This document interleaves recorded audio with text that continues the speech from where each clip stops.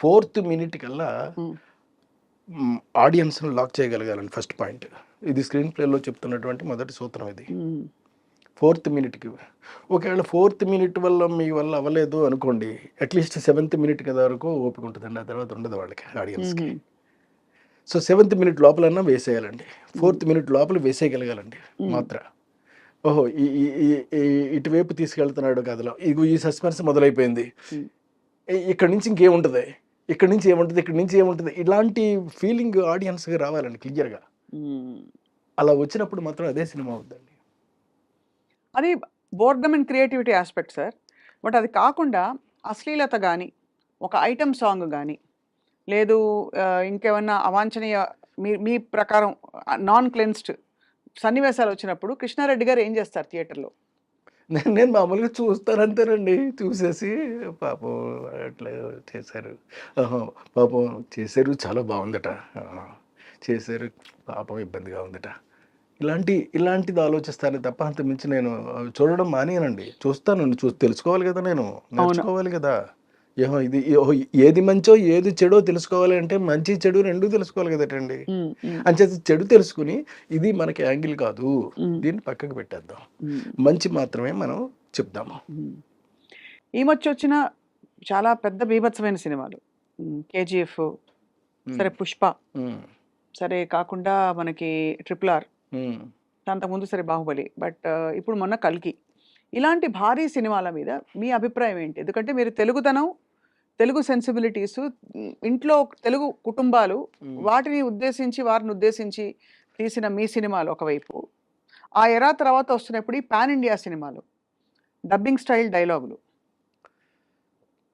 So వీటన్నిటిని చూసినప్పుడు అంటే బాగా డార్క్ సెన్సిబిలిటీస్, ఒక కక్ష, ఒక 10 చావులు, నరికేయడాలు, ఇవి ఈ సలార్ ఇంక్లూడెడ్ ఈ లిస్ట్లో. What do you feel sir as a completely different film maker? When the film is quite interesting and if it engaging the audience, it's a successful film అండి. ఇంతే చూస్తాను నేను. అంతే.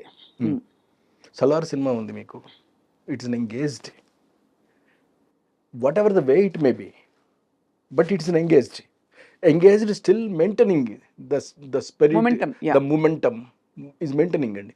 అది ఇంపార్టెంట్. అది ఎందులో ఉంటుందో ఆ సినిమా అలా హిట్ అవుద్దండి. ఇది నా నమ్మకం అండి.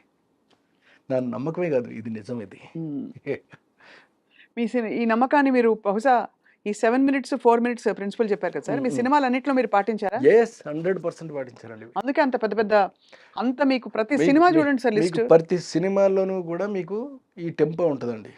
టెంపో లేకుండా ఎక్కడ ఏది ఉండదండి. అది వీలైనంత వరకు సెకండ్ మినిట్లోనూ థర్డ్ మినిట్లోనూ వేసేస్తానండి. మాత్రం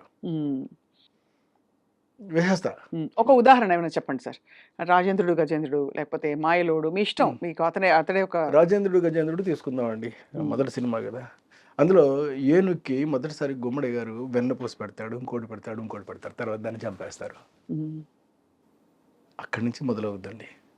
ఆ ఏనుగు వెళ్ళి ఇంకొకటి దొరుకుద్ది, అంటే మళ్ళీ పగ తీర్చుకోవడం కాదండి, ఇంకొకటి దొరుకుద్ది, అది లాటరీలో. అక్కడి నుంచి మొదలవుద్ది కథ. చూడండి, అంటే ఫోర్త్ మినిట్ లోపలే మనం ఆడియన్స్ని ఎంగేజ్ చేయగలిగినటువంటి టెంపోని క్రియేట్ చేసి పెట్టేస్తే డెఫినెట్గా చూస్తారండి. మీకు ఇదే కదా, మీకు ఇంక్లూడింగ్ శుభలగ్నం, మీరు మావి చిగురు. శుభలగ్నం ఏమి సినిమా సార్ అసలు. అంటే మొగుడిని ₹1,00,00,000 అమ్ముకోవడం అనేటటువంటిది మామూలు విషయం అండి. అది అంటే మామూలుగా యాక్చువల్గా it's a film on SBI account అండి. అంటే ఒక వ్యక్తికి తన యొక్క సంపాదనలో కనుక తను ఆ జీవితం కనుక గడపగలిగితే మొగుడు నమ్ముకోవాల్సిన అవసరం లేదు. అందులో మొగుడు నమ్ముద్ది కాబట్టి చెప్తున్నానండి మీకు. అవునవునవును సార్. జగపతి బాబు గారు SBI అకౌంట్ అనే దాని మీద మెయింటెనెన్స్ అనేటటువంటిది చేయగలిగితే ఎవరికైనా సరే, ఇప్పుడు కొంతమందికి ₹2,000 వస్తాయండి. మీకు తెలియదండి, కొంతమందికి ₹1,000 ఇచ్చేవాళ్ళు ఉన్నారు పాపం. కానీ భార్యలు అత్యాశగా ఉంటారు సార్. మరి ఉండకూడదండి అక్కడ. ఉండకూడదనేది మీ పాయింట్. ఉండకూడదనేదే పాయింట్ అక్కడ. అది ఎక్కడైనా నిజ జీవితంలో ఏమైనా చూసారా మీరు? అంటే వేరే వాళ్ళ జీవితాల్లో జరిగినవి, that you wanted to tell that story? లేదండి. అనుకోకుండా అలా, అంటే అంత డ్రామా బిల్డ్ చేయగలిగారు దానిలో. అవును.